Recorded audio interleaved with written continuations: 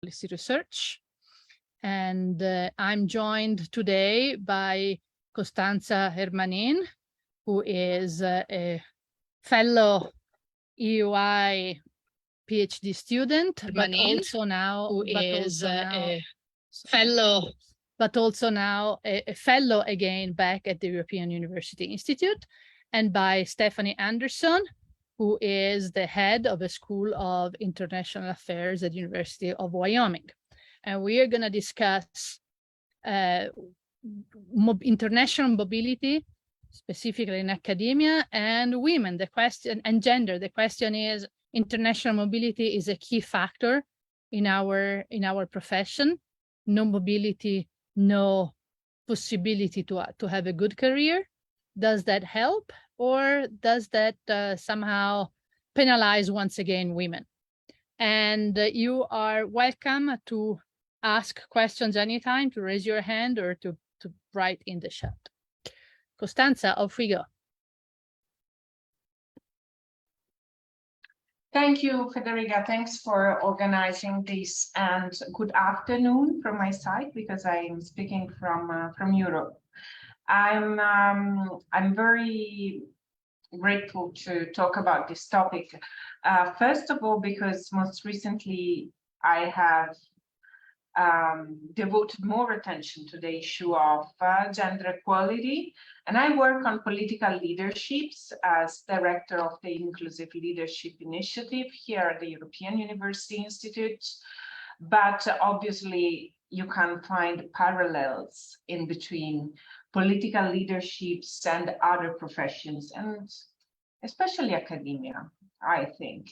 And on the other hand, I'm grateful because I think that I have been leading the academic career. I don't have only an academic career, but my part of career, which has been academic, has been a little bit biased in a way, because I've always been studying or teaching in very internationalized environments, starting with my master's at Sciences Po, but especially with my PhD at the European University Institute, which probably not everybody knows, but is an institution that is itself an international organization, and that the objective of which is putting together academics from all over Europe and beyond. And thus, I already was doing my PhD with people moving internationally for their PhD. And these people, given that, I'm sure Federiga will support this argument, given that the European University Institute is based in Florence, so everybody would come to Florence from all over Europe for their PhD or their postdoc, or to teach as a professor here, because also professors are international. But it's an institution that not only supports and pushes for inward academic mobility, foreigners towards Italy, but also the Italian situation of academia pushes all the foreigners who come here outwards for further international mobility, because the academic market is so closed. So I have a little bit of a biased point of view on this, because I know so many people who have been mobile academics, right?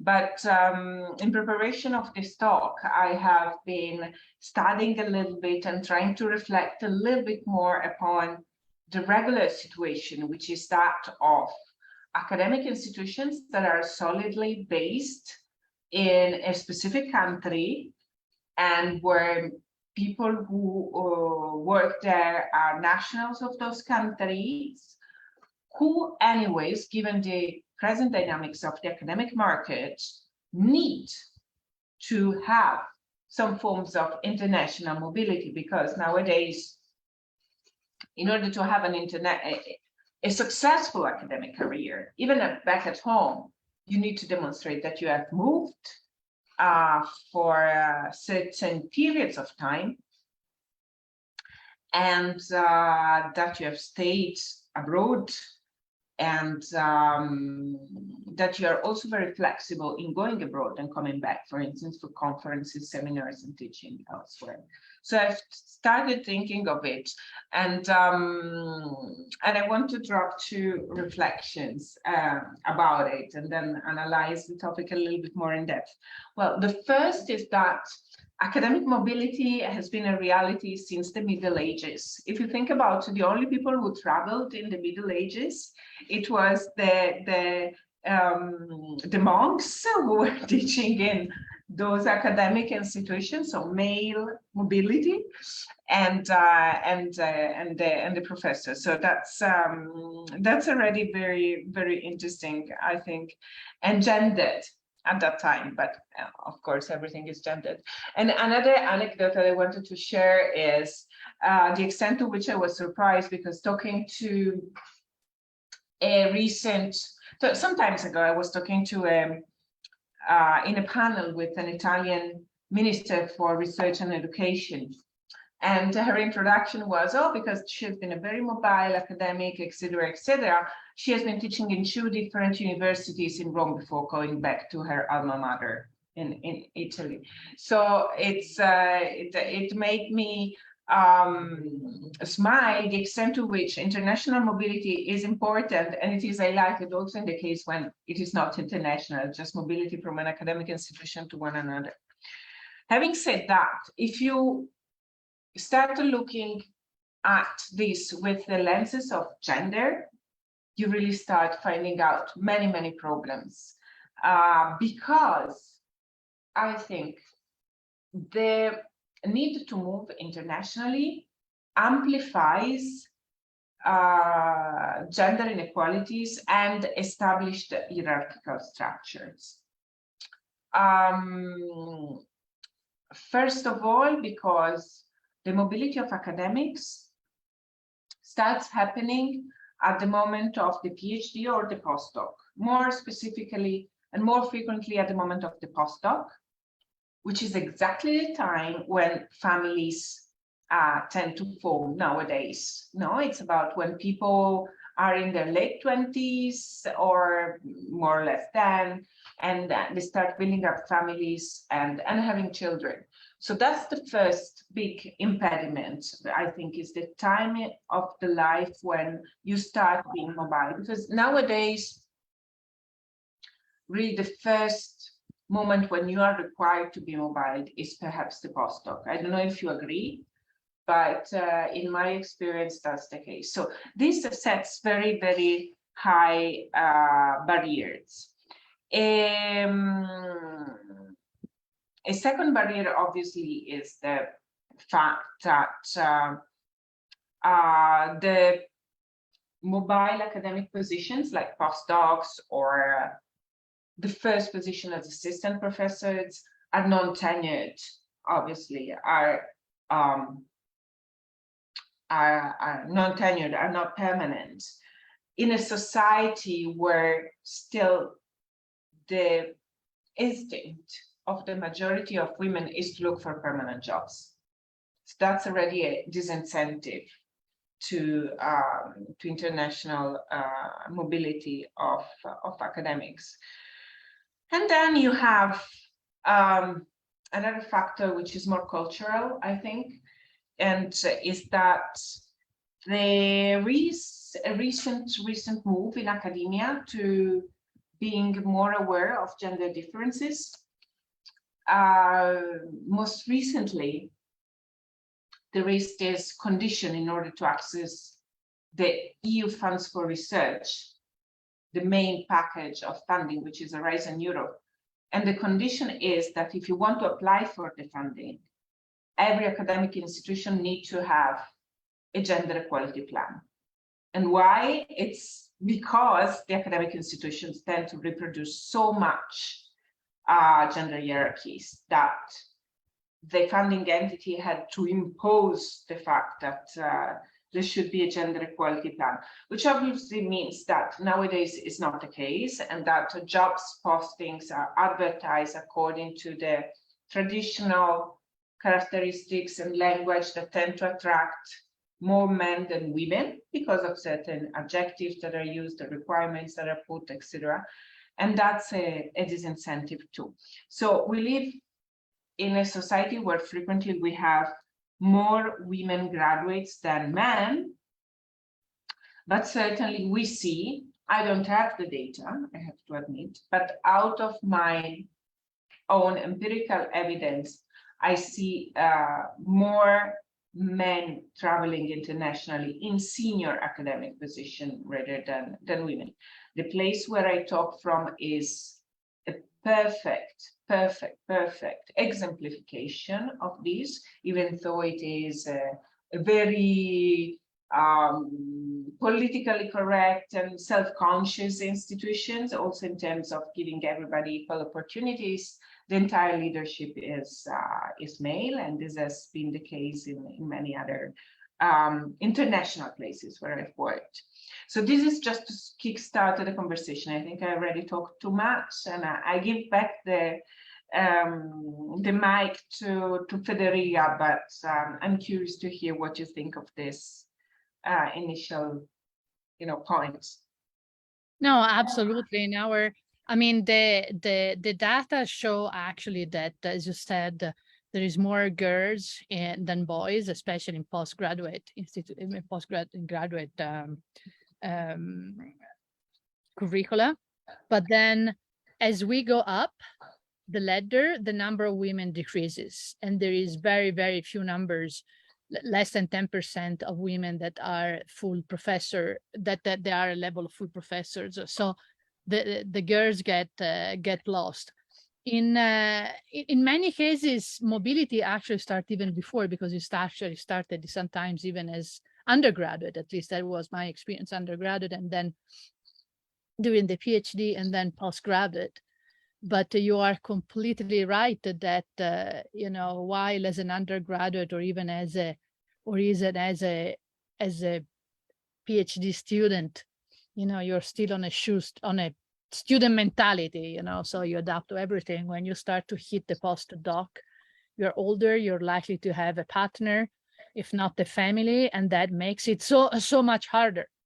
I remember when I applied for the fellowship at Brookings, and I had a little child, and I was debated. There was also a possibility in New York, and I was debated with one of my mentors, and the money New York was offering seemed a lot of money from my end, coming from the UI like you.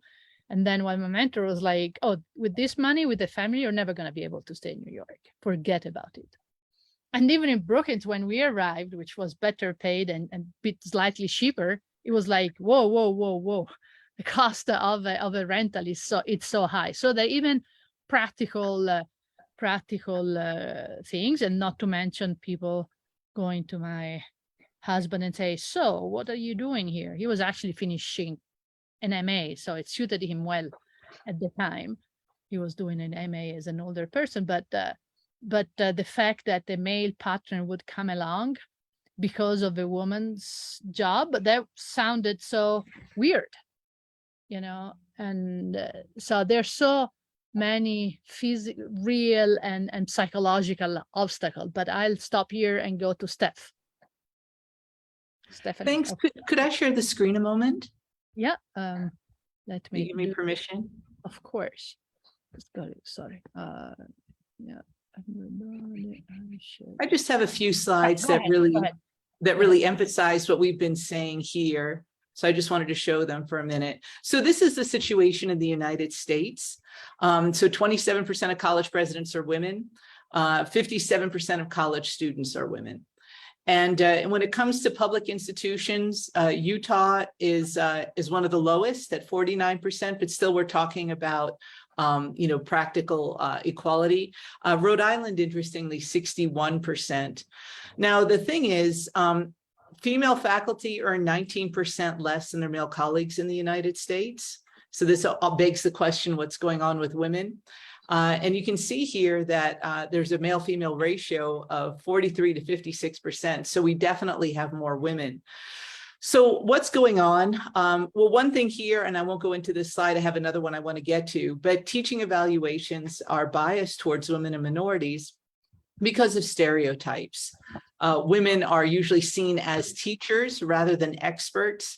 They're rated on how caring they are. If you're not nice, you get lower teaching evaluations, and that's very important for getting promoted in the United States. And so this is the slide I just kind of wanted to end with, but show, is that 27% of college presidents are women, only 31% are full professors, and a third are business officers. So that is like in administrative roles. So what's going on, and how important is it to have an international network? Well, from the United States, it's kind of interesting to compare the U.S. and Europe right now. All three of us are Europeanists. I think I can say that, having with Fed and Costanza having studied at EUI. I'm a Europeanist, and I've studied at many institutions in Europe. But to call someone international living in Europe is shooting fish in a barrel, if you will.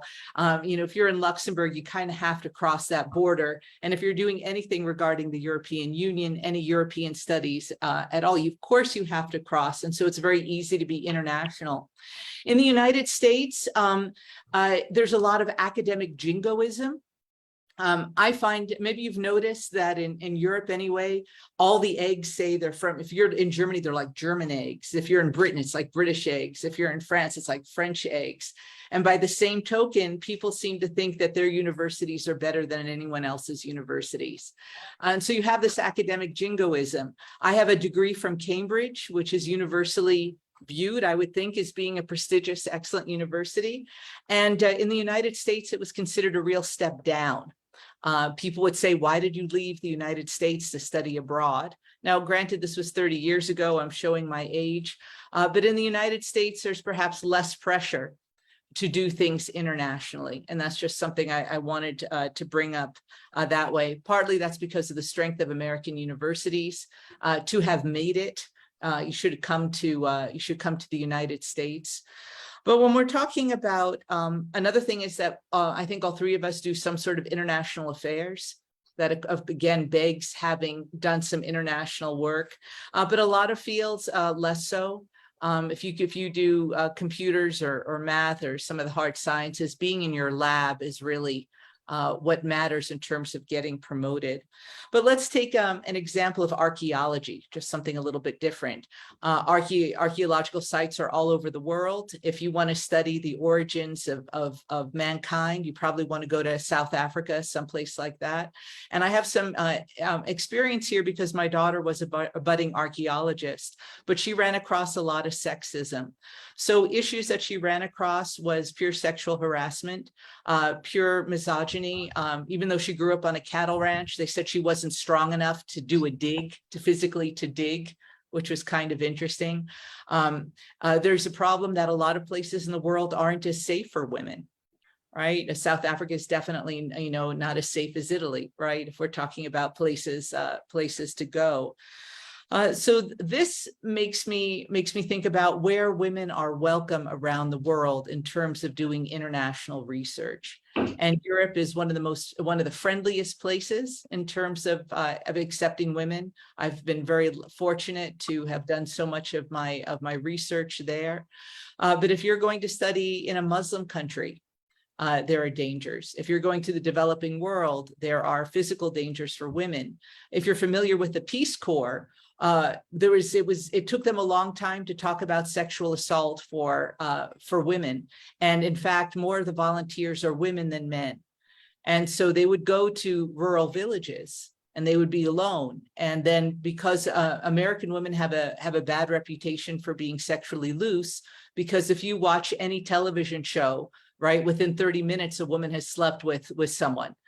And so there's a lot of misunderstandings about what American women are like, and that puts them in danger. And so finally, it's only been over the past 10 years that Peace Corps has actually been willing to talk about sexual assault. But what they would do is take recent college graduates, university graduates, and put them in a place without any knowledge of these sorts of dangers. So there are those sorts of issues. If you do go to study in a Muslim country and perhaps you have to cover yourself or dress differently, that's an issue.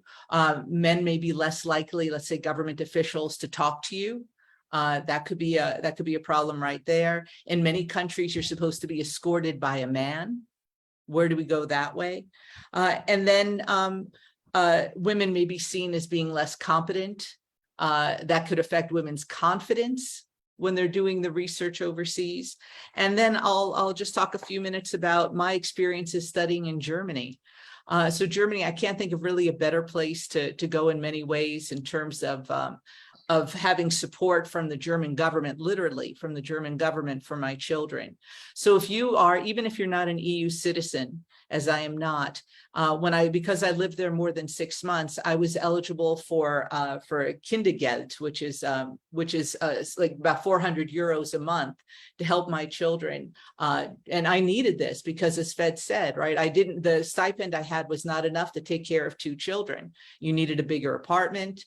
You needed to, in the end, I sent them to a private school because it was too hard on them to go to speak German. I had prepped them and sent them to a special German summer camp so they could learn the language. But I have to say, some of the kids for my 10-year-old were not very nice. And since they start streaming at the age of 10 in Germany, those children were being prepared for a special exam so they could go into the university track. They said that my daughter really wasn't a good place for her. They had to put her down with younger students. So even though she was quite academically gifted, it wasn't a good fit for her. So this caused issues. In the end, I was considered a less dedicated scholar because I had to be a mother at the same time. This idea of divided loyalties. Because my children were undergoing culture shock, I had to spend more time with them. There's always the question, what do you do with the trailing spouse? Do they get money? What do you do with them? What if they don't speak the language? So they're just, and I've seen these issues even with, for example, a woman German professor at my university. She was told that she had to have a full-time daycare, because if the students saw her with her young children, they would think that she wasn't there for her students, that she was there for her children. I just don't think this would have happened to a male professor. And so there's all these different kinds of stereotypes, obstacles, childcare that women have to overcome if they are to do international research. Or international teaching, any of that. I think it's much easier to be a man, and I think it would really explain why you have more men who are experts in the developing world.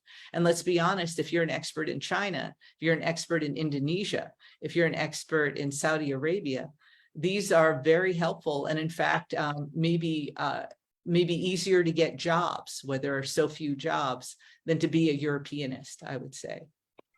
And for those areas, probably less likely that you're going to have women there just because of safety issues.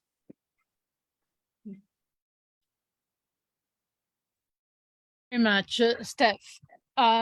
Costanza, you want to react? And if you have questions, please raise your hand right into the chat for those of you following us. And if you're on Facebook, you can also comment on Facebook. I am. And on the other hand, I am following the chat as well in Facebook. If you have questions there. Now the question is, I have for you, Steph. All you say, it's very true and sadly very familiar, I would say. The question I have is, what can we do? You know, if we read Anne-Marie Slaughter famous article, you know, that was. I mean, to me, Anne-Marie's article, it was so interesting because, so first of all, she is, you know, she's a very established academic, and the time she gets the most attention is for a non-academic paper, right? And that being said, you know, when she writes, for instance, that she could do all she did because her partner took a step back, my first reaction was like, oh, come on, that's totally beep, right? And, you know, Andy is very established scholar, you know, is the god in our field. And then it made me think, and I started thinking, and I was like, But actually, Andy wrote anything really relevant before he took a step back and went to Princeton to let Anne-Marie be the dean at the Wilson School at Princeton. So it was actually true. But also she could write what she did because of her position, because she was the policy planner at the US State Department. Anyone else, any other woman who would have written the same thing, they would have defined her as whining. And the other interesting thing was to see the comments. You know, there was huge support for what she wrote, but also people who wrote, oh, I could have it all. You know, I wake up at 4 a.m. and I go to bed at midnight, but I can have both a family and the career. It's like, no, this is not having it all. This is, you know, desperate trying to make it work. Anyways, not having it all is having a beautiful life. But it did really help force the conversation, right? And another thing she said is we all need to do the difference in our workplace. And so I can share some of the things I did, for instance, at the Culture Institute in Brussels to help people. But I would like to know, you know, what are, in both your cases, you are running camps for men, Costanza. So what are the actual things in your mind we can do to change? Because change is done of concrete steps, right? So what are the concrete steps that institutions can implement in order to change?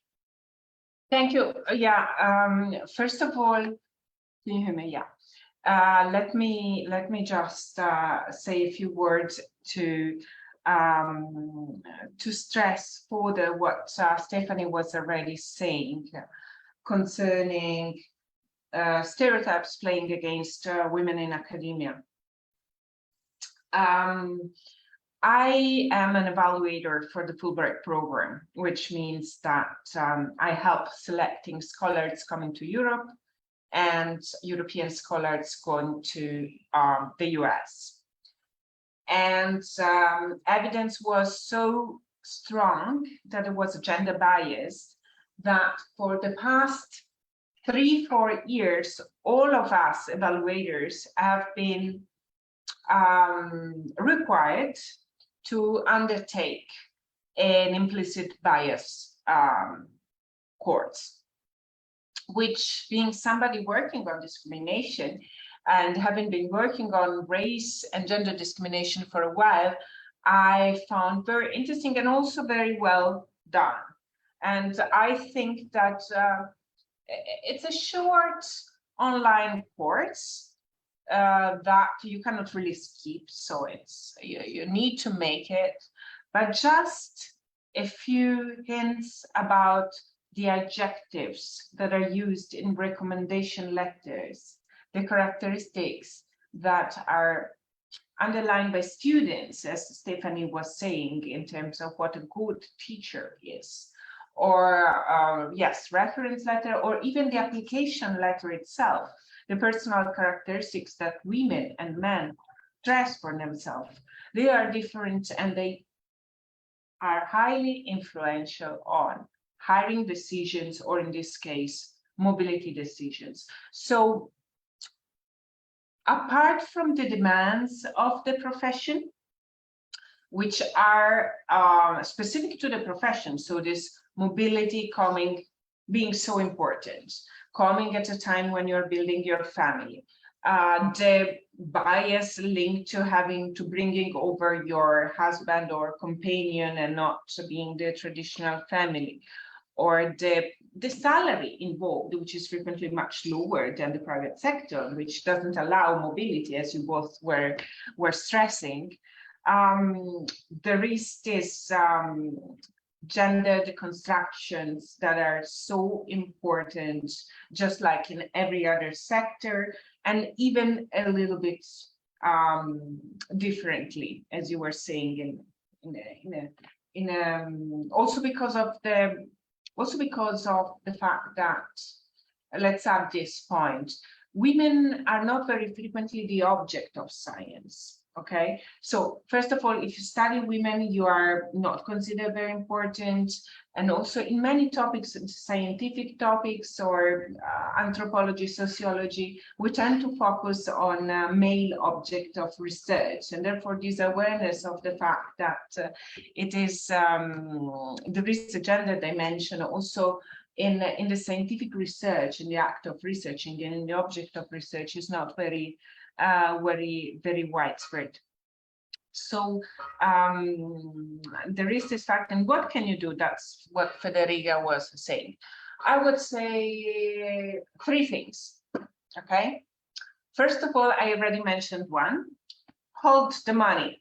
So you're a funding institution, request that your organization has a gender equality plan and has data about who works there, in what position, what their salary is, and what they are studying and in what funding. Okay, so this is a gender budgeting exercise. So looking at the headcount, but also how much money is available to every head and compare them to see whether there is equality. Hold the money is always a very, very good strategy. So and to some extent, I'm kind of proud to have advised in this phase where the European Commission was, and the Italian government, by the way, they were defining criteria for the funding of research, etc. I think that's a big thing. The second thing that most of us have been doing for a long time, and some of us have been lucky enough to receive, is obviously mentoring. And helping up the careers of the next generation. Also reverse mentoring sometimes works. This is very interesting. You know, when you have the younger generation saying, you shouldn't accept this at all. I mean, it's weird. It's not like this. And our generation is not like that. I find it very interesting when I mentor my students, etc. And then I realize that I'm also getting advice from them about the gender dimension, because some of them are less aware of gendered things, but some of them are not inhibited by our heritage, no, that we have, because we have been growing up as older person in a society that was even more gendered. And the last thing, which is what I'm actually focusing on at the moment. At the moment, I have these 2 big projects. One is on gender budgeting. So teaching institutions to look out for where the money goes in terms of understanding if it goes to women or men in different forms. And the second project I have is actually on involving and training, let's call them male leaders. I work with political leaders, but I'm trying to do this program also for my university. So to work with men and men working among men, not with women witnessing this, apart from a few instructors, on understanding the implicit biases or the explicit biases they may have, and those practices, formal and informal, that hinder equality, meaning the terminology you use, the body attitude, and all the other barriers we tend to know because we experience them, but there are even many women academics that do not realize certain dynamics that we are so used to. I mean, the most, you know, the first thing that happens to most students or PhD students, etc., is that when somebody is asked a question, the first hands that go up are those of male colleagues, male students that would interrupt you, etc. We know all this very well, but there is very little awareness of that, especially among the senior academic staff and the senior management staff, to the extent that when we were discussing earlier this year in the Gender Equality Committee of the UI, what should we do to improve gender equality? colleagues came up immediately with the proposal, we should have a gender equality training for incoming PhD researchers and postdocs. And all the women in the room looked around and said, come on, guys, these young people are much more aware of this than you are. I mean, their training needs to be for the management, for the leadership, because they are those who are so acquainted with the traditional notion of power and authority that it is based on generally male-defined categories, attitudes, behaviors, that they cannot change it. So you really always need to look at the other part and how they can change behavior to change the world. And also at the top levels, because it's nice to start with the grassroots, the younger people, but at least on the gender dimensions, I think they have less to learn than those who hold the power in academia and outside. So that's my mission at the moment. Yeah, no, thank you very much. And again, for the people who are home, don't be afraid to either comment on Facebook or raise your hand, put your questions on the chat. Steph, I see you wanted to react. Sure, I love the idea of having like a mapping of the gender budget, if you will, and that's something Costanza that you recommended, and that's something I will when we're currently in the process of hiring an equal opportunity officer, and so that's something that I would like to ask, because I know for sure that I am underpaid and I'm annoyed by that to no end, and I think that's something that could help. I'm interested in what you said about the older people needing this gender sensitivity training more than perhaps the young. I actually don't experience that here at the university, which is interesting. This new generation that has come in, they are decidedly anti-feminist. And they're very proud of it. And if you ask them why, they say, because look, I'm here, there is no sexism.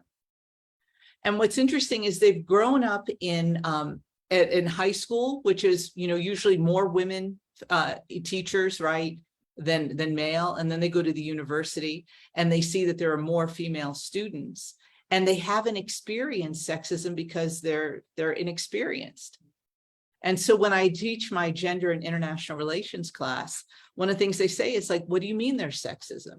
What do you mean there's a problem? Because they haven't experienced it. And what was funny is I had a master's student from the Netherlands who was studying with me. And she took the class and she said my entire class was sexist by saying that there was sexism and that it was against men, and that she had never experienced any sexism in her entire life. And then she got her first job the next year and she wrote back and said, I apologize. Everything you said and taught was absolutely right. I just hadn't experienced it. And this student was quite strident and determined when she said that everything I had said was wrong. And it was interesting to me that even though we had, how many articles have been written on these subjects, right? Like so much, she didn't believe the expert testimony, if you will, or the expert analysis. It was only when she experienced it herself. And so that's an interesting issue. What happens when you are nurturing people and they don't experience it? And for a lot of people, even for intellectuals, if they haven't experienced it or witnessed it themselves, it's a little bit hard of a jump for them to understand. So just an interesting thing that way. Whereas our men that I have to say that I work with, they are extremely sensitized to any issues of racial bias, of sexism. They've really been trained to keep their eye out. And I have to say that I've had, I'll say the colleagues that I work with, the male colleagues I work with, I'll really say they are fantastic and supportive, and I wouldn't be here today. And I am only the second woman head that we've ever had in political science or the School of International Affairs. I should say with the both schools, political science and international affairs, they merged. They each had a woman head, and then I came. But that was only in the past 10 years. There had only been male heads before that, but it's true that there weren't a lot of women in the pipeline. As soon as these women did come up, there was no problem with letting them in. But I won't say that that's always the case. And I have experienced sexism from women as well, as I'm sure that's something that people know about. In terms of what to do, I have two other suggestions to make in addition to what Costanza says, which I think is extremely useful. One is to support what Anne-Marie Slaughter said, and that is to talk about your kids. Right? The idea that we can't be parents and academics is I think a problem. I think it's important to talk about it, to show your kids.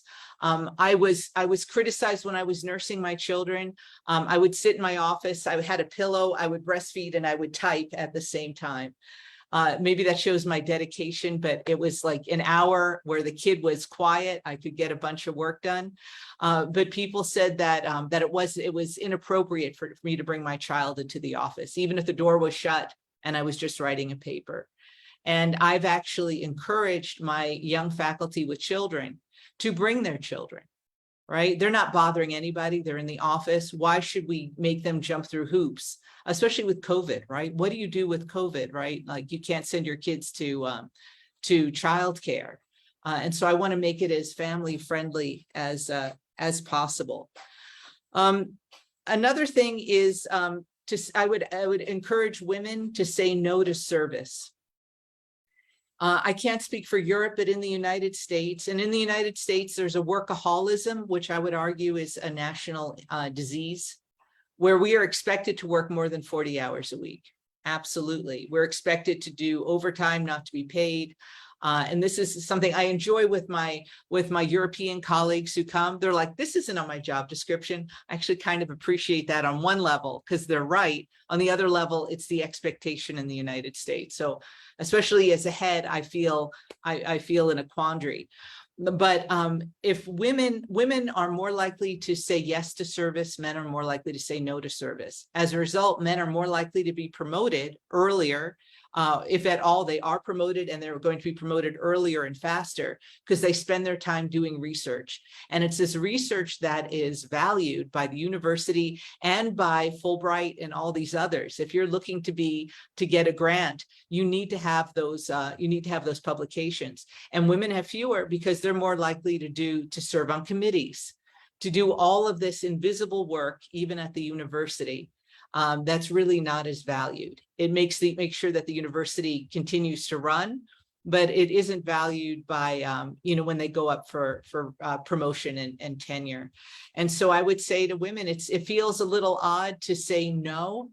I don't want to do this for my community, but I think women have to say no more often, and to be a little bit more constructively selfish. Thanks. I would love to add one couple of things to the list. One is, don't be shy, apply for grants. I had an older mentor when I was living in Norway, who was a professor of political science, and he said, you would be amazed of the things you can do in academia if you know how to raise money, especially in political science.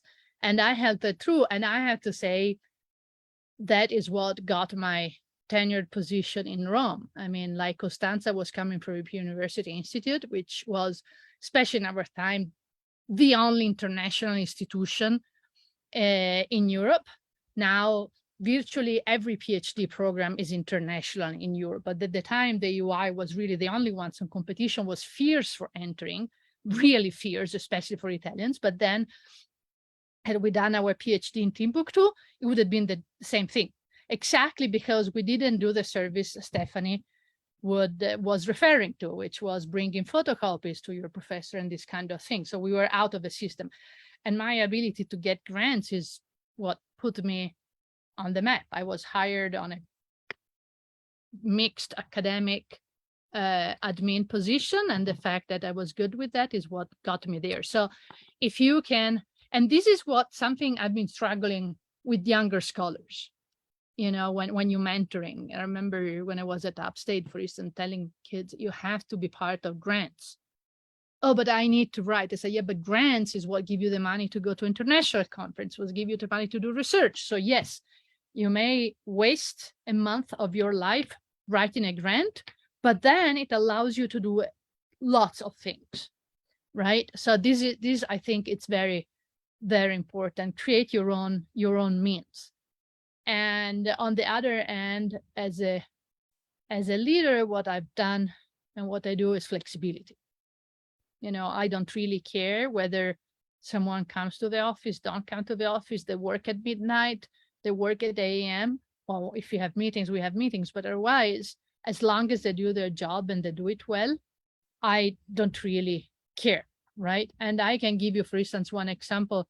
This is actually a mail, but it's similar. When I was in Brussels, I had this extraordinary employee, the librarian who was also taking care of the website, who I noticed on Wednesdays, he was simply not there with his head, you know, every single time on Wednesday. So I was like, what is going on with him?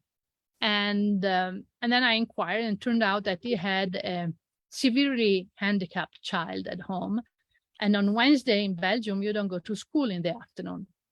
So he was there with his mind of a child at home. Yeah, he had someone to support him, but it was always in his mind. And he also lived 1 hour away from Brussels. So I was like, and this is before COVID, and this is the Italian public administration. So I definitely took risks in doing that.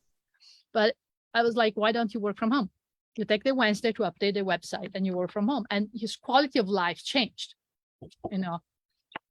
Sometimes by helping men, you also help the women. Costanza, you want to come in with your last remarks? I know you have to go away. Yes, I have to go. I apologize. My last remark is exactly about what you were saying on flexibility. This is how we conceive power and authority.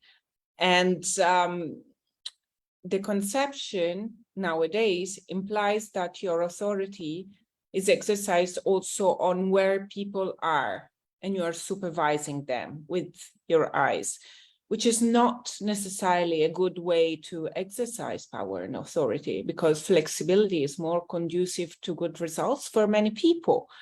And whereas the higher you are in the hierarchy, the more you're expected to be there. It's wrong, and it's an old conception, and we need to start working on bringing up this kind of issues, understand that they have gendered consequences, but also a gendered origin, which is body control, if you want. And I think we need to take it from there. And this is, Stephanie, I would be happy to be in touch on the gender budgeting side, but also on this idea of really training, raising awareness, not only traditionally about the gender bias and racial bias, but also about how authority power are biased in academia and elsewhere. So let's do that. Yeah, but before you go away, I'm taking the chance to announce that we're organizing a seminar, Women Leaders in Academia, at the UI this fall. More details will follow. Thank you so much, Costanza. I'll see you around. Be here. Steph, Thank you. some last remarks that you want to come in with. Well, the truth is, even though situations are, even though things are not perfect, I can see a difference in the past 30 years of my career in terms of internationalization of academia, ease of travel and support for travel, and I can see support for working mothers and also for women. And things are better today than they were when I was just starting out. I was giving a talk yesterday to Iraqi Fulbright engineers who had come to Wyoming to learn about the United States. Many of them had studied in the UK. They were all engineers, all men. It was their first time here. And they wanted to know about women in higher education. So I gave my talk, and hence that slide that I had shown. And they said, we thought that that everything was perfect for men and women in the United States and in the West, and that there was perfect gender equality. And they were shocked to find out that there was still so far to go. And yet things are so much better than they were. I remember when I was at Cambridge and I was sexually harassed, and I went to the woman who was the ombudswoman for the entire university for women's affairs. And I told her what was going on. This is in 1992. And she said, well, maybe you just don't belong here. Maybe that's why that happened. And I don't think that's happening anymore. There's the Me Too movement has helped. People believe women. There's a whole thing about believing women. And on the other hand, there's always a backlash to these movements. And there's been a recent backlash in the United States to the Me Too movement. The whole thing with Johnny Depp, I don't know if you follow the trial, and Amber Heard, and that she was no longer believed. And yet there has been progress. And that gives me a lot of hope for my daughters. I know that being here in this position, this leadership position, has helped inspire young women.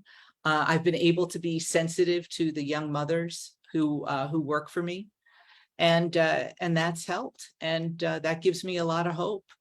So even though things aren't perhaps where we want them to be, I think we shouldn't lose track of all the progress that has been made. We wouldn't be here today. Fed wouldn't have this grant. We wouldn't be talking about it if there hadn't been progress and the ability to talk about these issues openly. So I'm actually optimistic.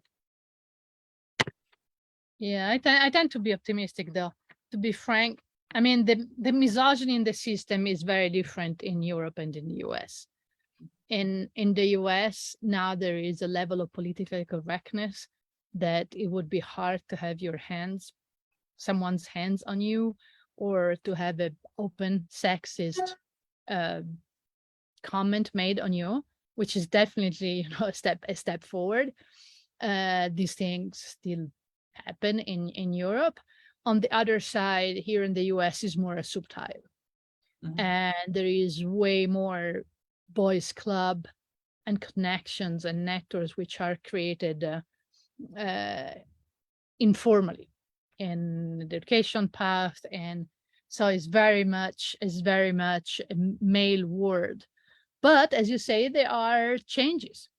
There are more and more women leaders. There are questions that are asked. For instance, interviewing in the US, you can always count on having DEI question, diversity, equity, and inclusiveness, which still doesn't exist in Europe. So I think there are positive and negatives on both sides. There are more institutions that are considering creating nurseries. I wonder if you have one at the University of Wyoming. The UI, for instance, was one of the first to have a nursery for little kids. That is tremendous help for young mothers, because they don't have to face huge costs, but even to stress out. And I remember first time I saw one was in Norway. To me was, I was an exchange student in 1991 the first time, and you go to university and you see all these baby carriages outside of it was considered completely normal that moms would come with little kids to the university. They would put them into the nursery. Actually, in the Scandinavian systems, to have kids while you are in grad school is a great way to pay for grad school, because you get subsidies. And by the time you're out of grad school, they're old enough to go to primary school, and you can concentrate on your work. So I think it's a great example to follow. Of course, it means to have money to do it, but if one wants, it can create the money. Any last remarks before we say thank you to the people who followed us from remote, both on Facebook and here? Steph? No, but I just want to thank you so much, and everyone who showed up. I'm so glad that we're able to talk about these issues. I'm so glad as well. Thank you so much for taking the time to intervene. Thank you for everyone who's been online, and we will send the recording of the video so it can be watched also a later day. And tomorrow we have a last webinar in this series on legal studies and international education. Thank you so much again. See you soon.